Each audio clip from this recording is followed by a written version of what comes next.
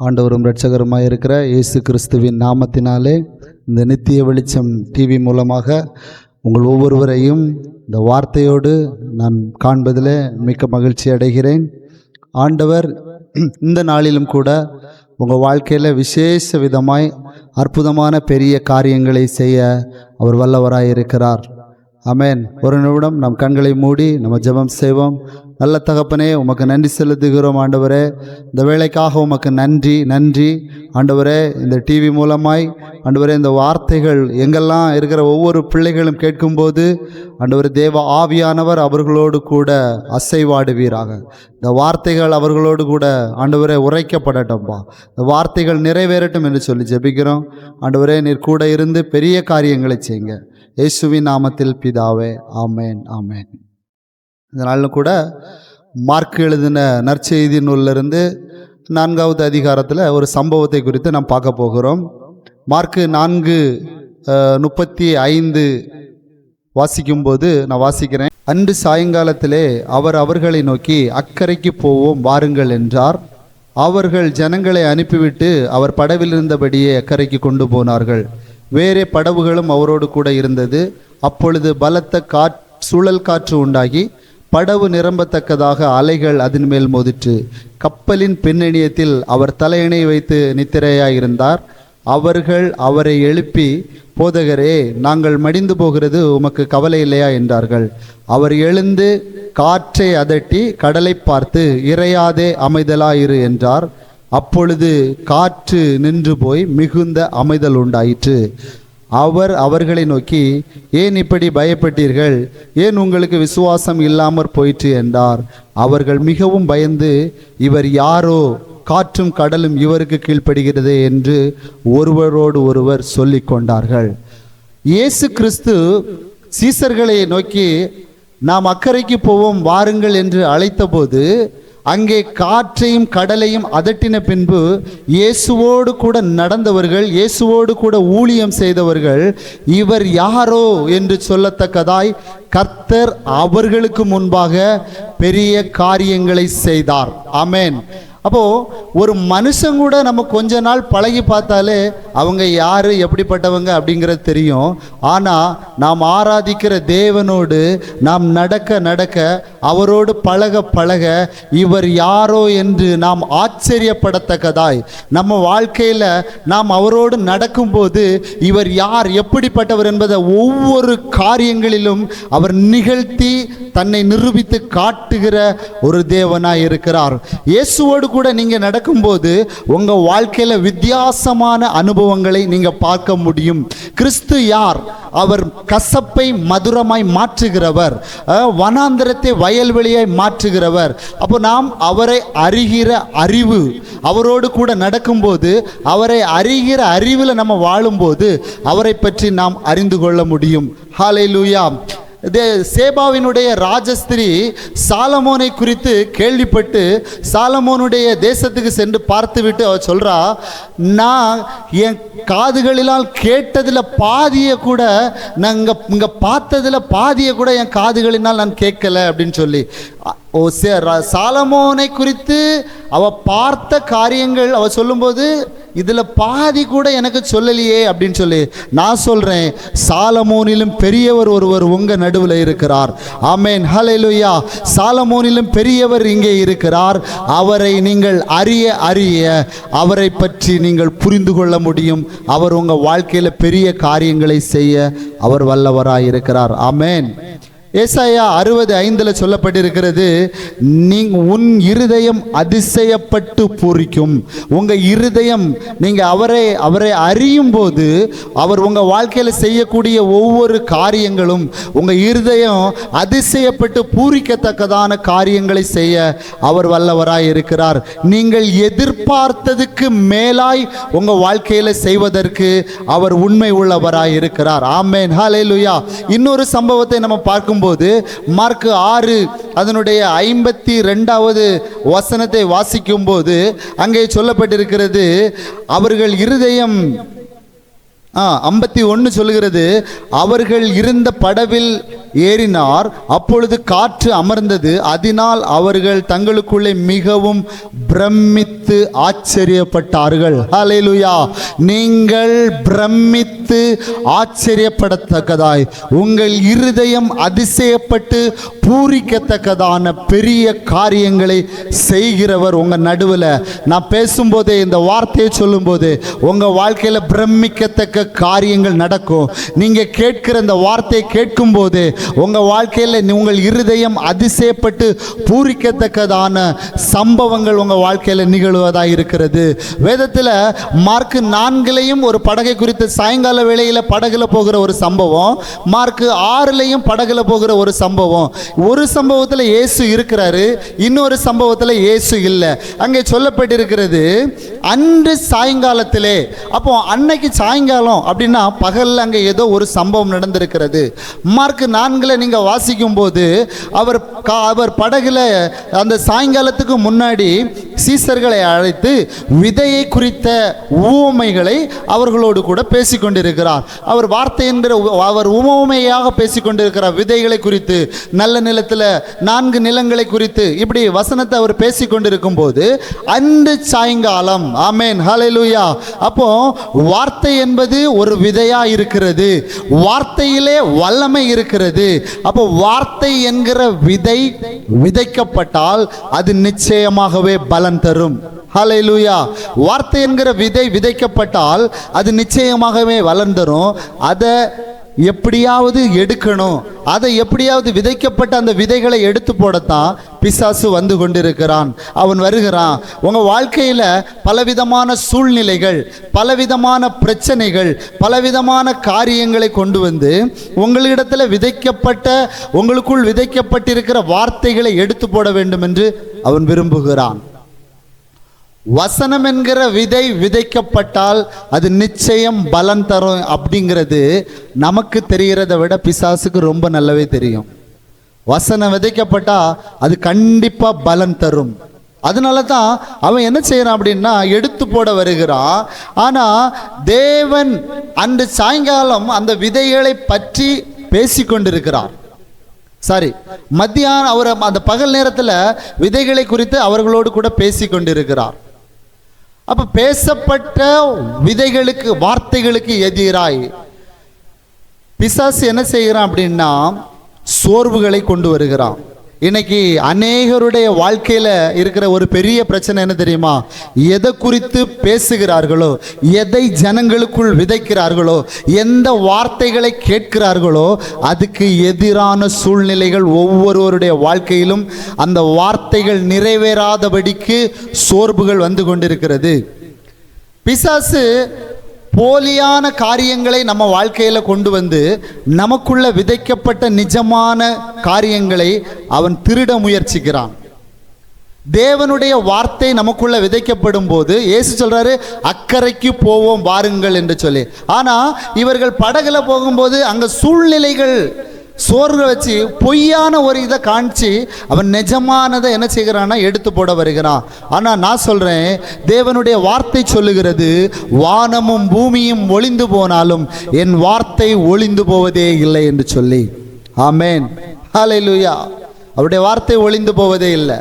யாக்கோபு தன்னுடைய மகனாகிய யோசேப்பினுடைய நல்ல ஒரு வாழ்க்கையை குறித்து அவன் கனவு கண்டு கொண்டிருந்தான். தான் மகனுடைய நல்ல வாழ்க்கையின் மேல ஒரு அக்கறை செலுத்தி கொண்டிருந்தான். ஆனா எப்போ யோசேப்பினுடைய அந்த அவனுடைய சகோதரர்கள் எல்லாம் ஒரு ஆடைய ரத்தம் தெளிக்கப்பட்ட ஒரு ஆடை, ரத்தமான ஆடையை கொண்டு வந்து எப்போ யாக்கோபு கிட்ட காமிச்சாங்களோ அப்போ யாக்கோபினுடைய ஆசை, கனவு, நம்பிக்கை எல்லாமே செத்து போனது. ஆமென். ஆனா அது உண்மை கிடையாது.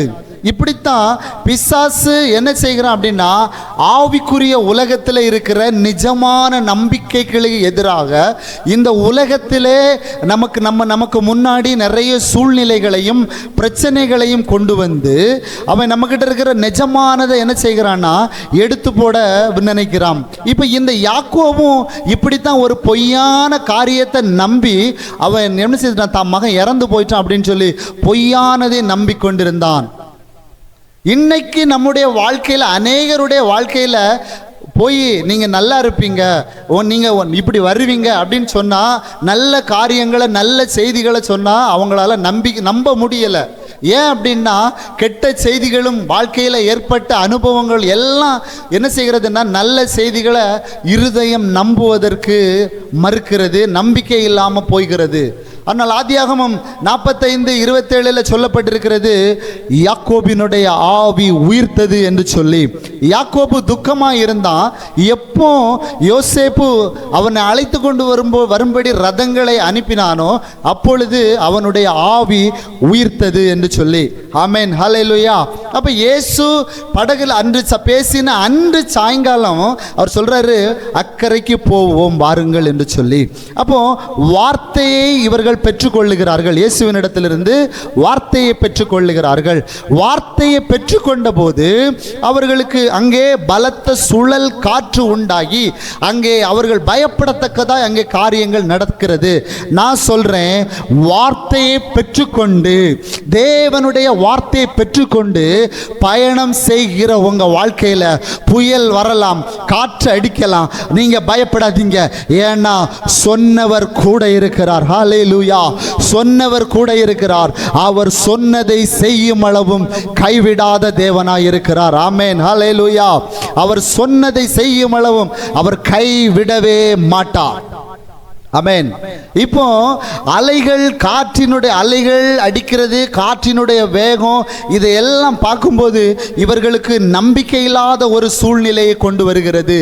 இப்போ இந்த சீசர்களுக்கு சம்பவமா சத்தியமா? இன்னைக்கு அநேகருடைய வாழ்க்கையில இதுதான்.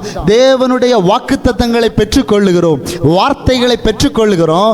ஆனா நம்ம வாழ்க்கையில நடக்கிற சம்பவங்கள், சூழ்நிலைகள், பிரச்சனைகள், போராட்டங்கள் இதெல்லாம் பார்க்கும்போது சூழ்நிலைகளா இல்லை இந்த நம்ம வாழ்க்கையில நடக்கிற சம்பவமா இல்லை சத்தியமா அப்படிங்கிற ஒரு கேள்வி நமக்குள்ளே வருகிறது. இங்கே 4:38 சொல்லப்பட்டிருக்கிறது, கப்பலின் பின்னணியத்தில் அவர் தலையணையை வைத்து நித்திரையாயிருந்தார். அவர்கள் அவரை எழுப்பி, போதகரே, நாங்கள் மடிந்து போகிறது, உமக்கு கவலை இல்லையா என்றார்கள். அக்கறைக்கு போன்னு கூப்பிட்டவர் கூட தான் இருக்கிறாரு. ஆனா இப்போ இவங்களுக்கு ஒரு கேள்வி, நாங்க மடிந்து போகிறது உங்களுக்கு கவலை இல்லையா என்று சொல்லி. நம்மளும் அநேக சூழ்நிலைகளில் நமக்கு வரும் பிரச்சனைகள் வரும்போது வாக்குத்தத்தங்கள் இருந்தாலும் நடக்கிற சம்பவங்களை பார்த்து, ஆண்டவரே நீங்க தானப்பா எங்களை அழைச்சிங்க, நீங்க தானே எங்களை அனுப்புனீங்க, எங்க வாழ்க்கையில நடக்கிறத பாருங்க ஆண்டவரே, இன்னும் நாங்க வாழணுமா சாகணுமா, இல்லை நாங்க இதை நம்பிக்கையோடு நாங்க இருக்கணுமா, என்ன செய்யணும் ஆண்டவரேன்னு விசுவாசம் அந்த இடத்துல என்ன செய்ய பரீட்சை பார்க்கப்படுகிறது. நாம எதை கேட்கிறோமோ அதற்கு எதிரானவைகள் நம்முடைய வாழ்க்கையில நடக்கிறது. நாம் எதை பேசுகிறோமோ, எந்த சத்தியத்தை ஜனங்களுக்குள்ள விதைக்கிறோமோ அதுக்கு எதிரான சூழ்நிலைகள் நம்ம வாழ்க்கையில நடந்து கொண்டிருக்கிறது. ஆமென், ஹல்லேலூயா. வியாதி மனுஷனுக்கு, பலவீனம் மனுஷனுக்கு வராது. தேவனுடைய தழும்புகளால் நாம் குணமாக்கப்பட்டிருக்கிறோம் அப்படின்னு நம்ம பேசும்போது, அந்த வார்த்தைகளை கேட்கும்போது மனுஷருடைய வாழ்க்கையில வியாதி வருகிறது. யார் பேசுறாங்களோ அவங்க வாழ்க்கையில வியாதியா இருக்கிறாங்க. தரித்திரம், அவருடைய தரித்திரத்தினாலே நாம் எல்லாரும் ஐஸ்வர்யவான்கள் ஆக்கப்பட்டோம், நாம தரித்திரமா வாழப்போவதே இல்லை அப்படின்னு நம்ம சொன்னா கூட நம்முடைய வாழ்க்கையில கேட்கிறோம், அது ஜனங்களுக்குள்ள விதைக்கிறோம். ஆனா நம்ம வாழ்க்கையில நடக்கிறது என்ன தெரியுமா? அதற்கு எதிரானவைகள் நடந்து கொண்டிருக்கிறது. நான் சொல்றேன், எதிரானவைகள் உங்க வாழ்க்கையில நடக்கலாம். 1 கொரிந்தியர் 4:17 வாசிக்கும் போது அங்கே சொல்லப்பட்டிருக்கிறது. 1 கொரிந்தியர் 4:17 இதன் நிமித்தமாக 1 கொரிந்தியர் 4:17 காண்கிறதை அல்ல காணாததை நோக்கி இருக்கிற நமக்கு, காண்கிறதை அல்ல காணாததை நோக்கி இருக்கிற நமக்கு அதி சீக்கிரத்திலே நீங்கும் இந்த லேசான உபத்திரவம் என்று சொல்லி. ஆமென், ஹல்லேலூயா, ஹல்லேலூயா. உலகத்தில் நீங்க பார்க்கறது இல்லை, நீங்க பார்க்காத ஒன்று, காணாததை நோக்கி இருக்கிற உங்க வாழ்க்கையில அதி சீக்கிரத்தில் நீங்கும் இந்த லேசான உபத்திரவம். நான் சொல்றேன், நெகட்டிவான எண்ணங்கள் எந்த இடத்துல, எந்த காரியத்தில் உங்க வாழ்க்கையில நெகட்டிவான எண்ணங்கள் வந்து கொண்டிருக்கிறதோ அந்த காரியங்களில் கர்த்தர் பெரிய காரியங்களை செய்வார். ஆமென். நிச்சயமாய் பெரிய காரியங்கள் நடக்கும். ஆமென். ஹல்லேலூயா. இப்போ நம்ம வாழ்க்கையில சம்பவமா சத்தியமா, சூழ்நிலைகளா இல்ல தேவனுடைய வார்த்தைகளா அப்படின்னு நம்ம நிற்கும் போது எது ஜெயிக்கும்? எந்த பக்கம் ஜெயிக்கும்? நான் சொல்லட்டுமா? நான் சொல்றேன், நீங்க எந்த பக்கம் இருக்கிறீங்களோ அந்த பக்கம் ஜெயிக்கும். நீங்க சூழ்நிலையை சார்ந்து சூழ்நிலை தான் என் வாழ்க்கையில செய்யும் அப்படின்னு நினைச்சீங்கன்னா சூழ்நிலை ஜெயிக்கும்.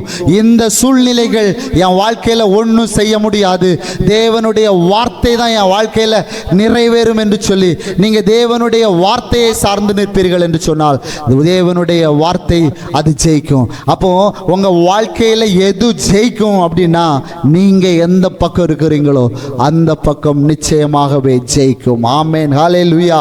வாழ்நாள் எல்லாம் மகிழ்ச்சியாய் சந்தோஷமாய் இருக்க வேண்டிய உங்களை பிசாசு பொய்யான காரியங்களை கொண்டு வந்து, சூழ்நிலைகளை கொண்டு வந்து, பிரச்சனைகளை கொண்டு வந்து நிஜமானதை திருடி அதை விட்டு உங்க மைண்டை திருப்ப நினைக்கலாம். விழித்திருங்கள். ஆமென். ஹல்லேலூயா. வேதம் சொல்லுகிறது, விழித்திருங்கள், வார்த்தை வெறுமையாய் திரும்புவது இல்லை. ஆமென். ஹல்லேலூயா. இயேசு அக்கறைக்கு போவோம் அப்படின்னு கூப்பிட்டுட்டாரு. இப்ப சீசர்கள் படகுல போகும்போது புயல் வந்தா என்ன, காற்று அடித்தா என்ன, தேவன் உங்களுக்கு வாக்குத்தத்தம் பண்ணின வாக்குத்தத்தம் அது சொன்ன வார்த்தையை நம்பி நீங்க போகும்போது, வார்த்தையை பிடித்து கொண்டு நீங்கள் பயணம் செய்யும் போது உங்க வாழ்க்கையில பிசாசு வந்தாலும் மனுஷர்கள் வந்தாலும் சில சூழ்நிலைகள் எதிராக வந்தாலும் எது வந்தாலும் நான் சொல்றேன், நீங்க அக்கறைக்கு போய் சேருவீங்க. உங்க ஊழியம் அக்கறையில போய் சேரும். உங்க பிசினஸ் அடுத்த லெவலுக்கு வரும். உங்க குடும்பம் உயர்த்தப்படும். தேவன் சொன்ன வார்த்தை நிறைவேறும். நான் சொல்றேன், படகே உடைந்தாலும் கூட, படகே மூழ்கினாலும் கூட உன்னை கரை கொண்டு சேர்ப்ப, அக்கறைக்கு போவான்னு சொல்லிட்டாருன்னா நீங்க நிச்சயமாய் போய் சேருவீர்கள். ஆமென். ஹல்லேலூயா. ஹல்லேலூயா. நான் தீர்க்க தரிசனம் அந்த வார்த்தையை சொல்றேன். கர்த்தர் உங்களை அழைச்சி உங்களை பயணம் பண்ணி கூட்டிட்டு வந்தவர் பாதியில உங்களை விட்டுக்கிட்டு போகிறவர் அல்ல. அவர் சொன்ன வார்த்தையை படகு உடையலாம், ஆனா அவருடைய வார்த்தை அது ஒரு நாளும் வெறுமனே திரும்பாது. இந்த சீசர்கள் அவர்கிட்ட சொல்றாங்க, நாங்க சாகிறது உமக்கு கவலை இல்லையா? நாங்க சாகிறது உமக்கு கவலை இல்லையா? சோதனைகள் வரும்போது நான் ஏன் ஆண்டவரே எனக்கு சோதனை வந்து அப்படின்னு நம்ம நினைக்கிறோம். நான் சொல்லட்டுமா, சோதனைகள் வரும்போது நீங்கள் யார் என்பதை அந்த சோதனைகள் நிரூபித்து காட்டுகிறது. ஆமென். உங்களுக்குள் உள் இருக்கிறத சோதனைகள் வெளியே கொண்டு வருகிறதா இருக்கிறது. ஆமென். ஹல்லேலூயா. நீங்க சோதனை வரும்போது தான் நீங்க யாரு அப்படிங்கிறது அந்த ரியாலிட்டி தெரியும். நீங்க உங்களுக்கு பிரச்சனை வரும்போது தான் உங்களுக்கு உள்ள என்ன இருக்கிறது அப்படிங்கிறது வெளியே தெரியும். உதாரணமாக ஒரு எக்ஸாம் படிக்கிற குழந்தைங்களை எடுத்துக்கிட்டீங்கன்னா அவங்க பரீட்சைக்காக படிப்பாங்க. ஆனால் எதுக்கு பரீட்சை வைக்கிறாங்க அப்படின்னா அவங்க என்ன லெவலில் பாஸ் ஆகணும், எல்லாரும் பாஸ் ஆகணும் அப்படிங்கிற லெவலில் தான் பரீட்சை வைக்கிறாங்க. ஆனால் அதை எழுதினாதான் எந்த அளவுக்கு அவர்கள் கற்றுக்கொண்டார்கள், எந்த அளவுக்கு அவர்கள் கற்ற காரியங்களை தேர்ந்தெடுக்கிறாங்க அப்படிங்கிறது தெரியும். அதே போல தான் உங்களுக்கு வருகிற பிரச்சனைகளில் தான் நீங்கள் யார், உங்களுடைய விசுவாசம் என்ன, உங்களுக்கு உள்ள இருக்கிறது என்ன அப்படிங்கிறது வெளியே தெரியும். உங்களுக்கு உள்ள இருக்கிறதை வெளியே கொண்டு வரதா உங்களுக்கு முன்பாக சில பிரச்சனைகள் வருகிறது.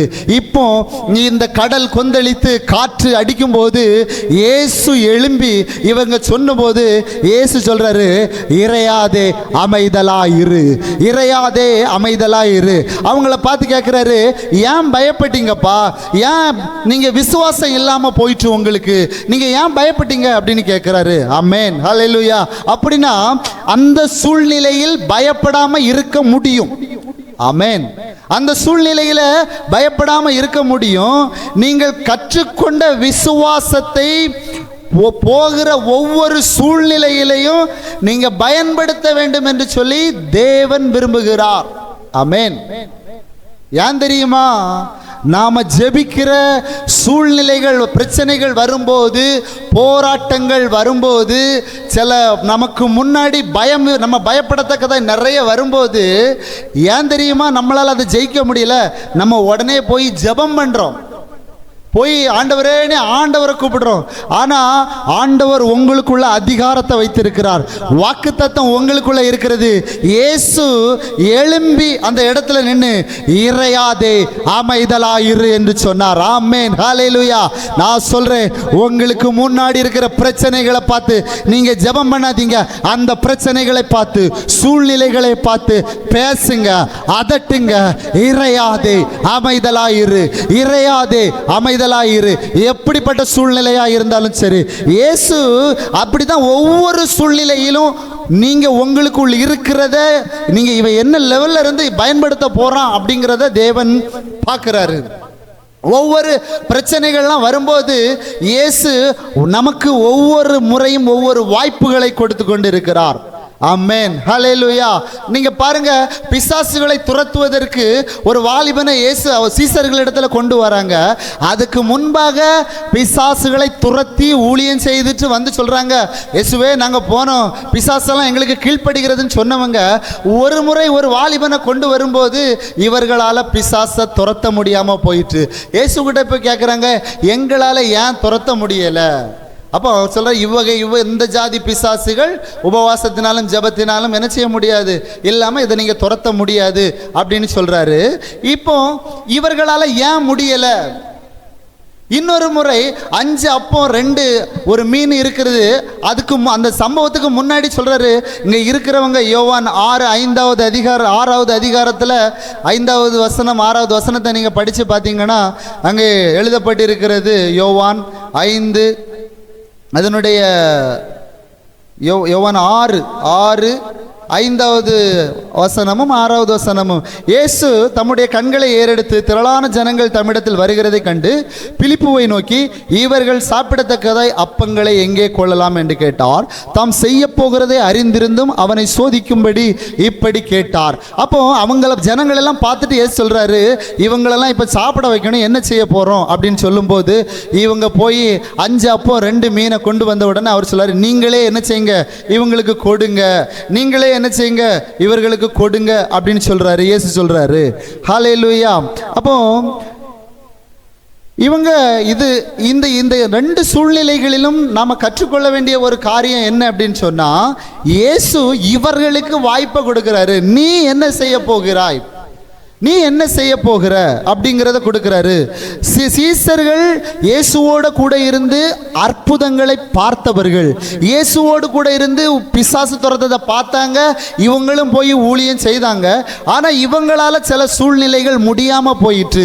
ஆமென், ஹல்லேலூயா. நான் ஒரு சம்பவத்தை மட்டும் நான் உங்களுக்கு காண்பிக்க விரும்புகிறேன்.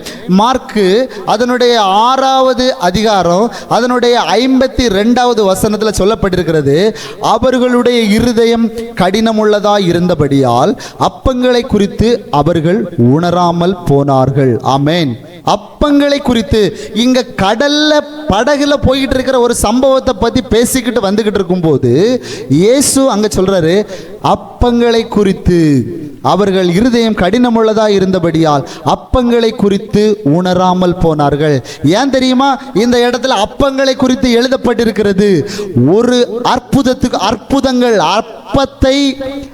அப்பங்களை மல்டிப்ளை பண்ணின அந்த அற்புதத்தை பார்த்த இந்த சீசர்களுக்கு இந்த கடலின் அலைகளை பார்த்து அதட்ட முடியாம போச்சு. அதனாலதான் இயேசு சொல்றாரு, அப்பங்களை குறித்து நீங்க ஏன் உணரல அப்படின்னு சொல்லி. அப்பங்களை மல்டிப்ளை பண்ணதுக்கு என்ன வல்லமை தேவைப்பட்டதோ, அதிகாரம் தேவைப்பட்டதோ, விசுவாசம் தேவைப்பட்டதோ, அதுதான் இந்த கடலின் அலைகளை எல்லாம் அதட்டும்படியான விசுவாசம் தேவையா இருக்கிறது. ஹல்லேலூயா, ஹல்லேலூயா. ஒரு அற்புதத்துக்குள்ள இன்னொரு அற்புதத்தை செய்கிறதற்கான விசுவாசத்தை தேவன் வைத்திருக்கிறார். உங்க வாழ்க்கையிலையும் அநேக காரியங்களை நீங்க ஏதோ ஒரு அதை அதட்ட முடியாம, அந்த பிரச்சனைகளை தீர்க்க முடியாம நீங்க கவலைப்படுறீங்களா? நான் சொல்றேன், உங்களுக்கு ஏற்கனவே நடந்த ஒரு அற்புதத்துக்குள்ளதான் இந்த காரியங்களை இதையும் நீங்க முடிப்பதற்கு முடிப்பதற்கான, இதையும் நீங்கள் செய்து நிறைவேற்றுவதற்கான வல்லமையையும் விசுவாசத்தையும் தேவன் வைத்திருக்கிறார். ஆமென், ஹல்லேலூயா. ஒரு அற்புதத்துக்குள்ள தான் இன்னொரு அற்புதத்தை செய்வதற்கான விசுவாசத்தை வச்சிருக்கிறாரு. அப்பத்தை எந்த லெவல்ல இருந்து மல்டிப்ளை பண்ண முடியுமோ அந்த விசுவாசத்தை வச்சு இந்த கடலையும் நிறுத்த முடியும். ஆமென், அலைகளை நிறுத்த முடியும். உங்களுக்கு உங்க வாழ்க்கையில நீங்க சுகமாக்குன சின்ன தலைவலி, அந்த தலைவலியை நீங்க எந்த விசுவாசத்திலிருந்து குணமாக்குனீங்களோ அந்த விசுவாசத்தை கொண்டு கேன்சர் வியாதிகளை சுகமாக்க முடியும். ஆமென், ஹல்லேலூயா. ஆமென். எப்பேற்பட்ட வியாதியா இருந்தாலும் சுகர் வியாதிகளை சுகமாக்க முடியும். அந்த சின்ன அந்த உங்க சரீரத்தில் இருந்த சின்ன ஒரு புண்ணு, அதை குணமாக்குறதுக்கு என்ன விசுவாசம் தேவைப்பட்டதோ அந்த வல்லமையை வைத்து உங்களால் பெரிய வியாதிகளை சுகமாக்க முடியும். உங்க வாழ்க்கையில வந்த சின்ன பிரச்சனைகளில் நீங்க எந்த விசுவாசத்திலிருந்து அதை இல்லாம பண்ணினீங்களோ அதே போல உங்க வாழ்க்கைக்கு முன்பாக இருக்கிற பெரிய காரியங்களை, பெரிய சம்பவங்களை உங்களால நிறுத்த முடியும். ஹல்லேலூயா, ஹல்லேலூயா. 1 சாமுவேல் 17வது அதிகாரம் அதனுடைய 34வது வசனத்தை நீங்க வாசிக்கும் போது, அங்கே 1 சாமுவேல் 17 அதனுடைய 34வது வசனத்தை நீங்க வாசிக்கும் போது, அங்கே தாவீது சவுலை பார்த்து, உம்முடைய அடியான் என் தகப்பனுடைய ஆடுகளை மேய்த்து கொண்டிருக்கிற போது ஒரு விசை சிங்கமும் ஒரு விசை கரடியும் வந்து மந்தையில் இருக்கிற ஒரு ஆட்டை பிடித்து கொண்டது. நான் அதை தொடர்ந்து போய் அதை அடித்து அதன் வாய்க்கு தப்புவித்தேன். என் மேல் அது பாய்ந்தது போது நான் அதன் தாடியை பிடித்து அதை அடித்து கொன்று போட்டேன். அந்த சிங்கத்தையும் அந்த கரடியும் உம்முடைய அடியானாகிய நான் கொன்றேன். விருத்த சேதனம் இல்லாத இந்த பெலிஸ்தியனும் அவைகளில் ஒன்றை போல் இருப்பான். அவன் ஜீவனுள்ள தேவனுடைய சேனைகளை நிந்தித்தானே என்று சொல்லி. ஆமென், ஹல்லேலூயா. ஒரு முறை தாவீதுக்கு முன்பாக ஒரு சிங்கம் வந்து நின்ன போது அந்த சிங்கத்தை அடித்த அதே வல்லமை கொண்டு அவனால கரடியையும் கிழித்து போட முடிந்தது. ஆமென், ஹல்லேலூயா. இப்போ அந்த கரடியை இவனால் அடிக்க முடிஞ்ச அதே வல்லமைய, அதே விசுவாசத்தை கொண்டு பெரிய கோலியாத்தை அவனால் முறியடிக்க முடிந்தது. ஆமென், ஹல்லேலூயா, ஹல்லேலூயா. இந்த வேளையில நான் உங்களை பார்த்து சொல்லுகிறேன், சூழ்நிலைகளை பார்த்து என் முன்னாடி இருக்கிற பிரச்சனை, என் முன்னாடி இருக்கிற சூழ்நிலை எவ்வளவு பெருசு அப்படின்னு சூழ்நிலைகள் எம்மாத்திரன்னு சொல்லாதீங்க. ஆமென், ஹல்லேலூயா. சூழ்நிலைகளை பார்த்து சூழ்நிலைகள் எல்லாம் இதெல்லாம் எப்பா எவ்வளவு பெருசு அப்படின்னு பேசாதீங்க, அதை அதட்டுங்க. ஹல்லேலூயா, ஆமென். சூழ்நிலை அந்த அந்த அந்த இஸ்ரவேல் படை வீரர்கள் எல்லாரும் தன்னை பார்த்து நான் ஏமாத்துறோம், இந்த இவ்வளவு பெரிய கோலியாத்தை நான் எதுக்கிறதுக்கு நான் ஏமாத்துறோம் அப்படின்னாங்க. ஆனா சூழ்நிலைகளை பார்த்து நீங்கள் ஏமாத்துறோம். ஆமென். சூழ்நிலைகளை அதட்டுங்க. Hallelujah. Thank you Jesus, thank you Jesus. அப்படியே நம்ம கண்களை மூடி ஜெபம் செய்வோம். ஹல்லேலூயா. நல்ல தகப்பனே, நன்றி செலுத்துகிறோம் ஆண்டவரே, நன்றி செலுத்துகிறோம்ப்பா. இந்த வேளையிலும் கூட ஆண்டவரே, இந்த வார்த்தையை கேட்ட ஒவ்வொரு பிள்ளைகளையும் ஆண்டவரே ஸ்தோத்திரம். அவங்க என்ன சூழ்நிலைகளோடு கடந்து போனாலும் வாக்குத்தத்தம் பண்ணின வார்த்தையை பிடித்து கொண்டு பயணம் செய்கிற ஒவ்வொருடைய வாழ்க்கையிலும் அக்கறைக்கு போய் சேர எல்லா சூழ்நிலைகளையும் அதட்டுவதற்கான பலனையும் வல்லமையும் கர்த்தர் கட்டளையிடும்படிக்காய் ஜெபிக்கிறேன் ஆண்டவரே. ஹல்லேலூயா. இந்த வார்த்தையை கேட்கிற ஒவ்வொரு பிள்ளைகளும் எழுந்து நின்று நீங்கள் காரியங்களை செய்யும்படியா கர்த்தர் உங்க வாழ்க்கையில எதிர்பார்க்கிறார். அப்பங்களுக்குள்ள அலைகளின் வல்லமை, அலைகளை சந்திக்கிற விசுவாசத்தை வைத்தவர் உங்க வாழ்க்கையில நீங்க போய் கொண்டிருக்கிற ஒவ்வொரு சூழ்நிலைகளையும் மேற்கொள்வதற்கான விசுவாசத்தையும் வல்லமையும் உங்களுக்கு தந்து உங்களை ஆசீர்வதிப்பார். ஆமென், ஆமென், ஆமென்.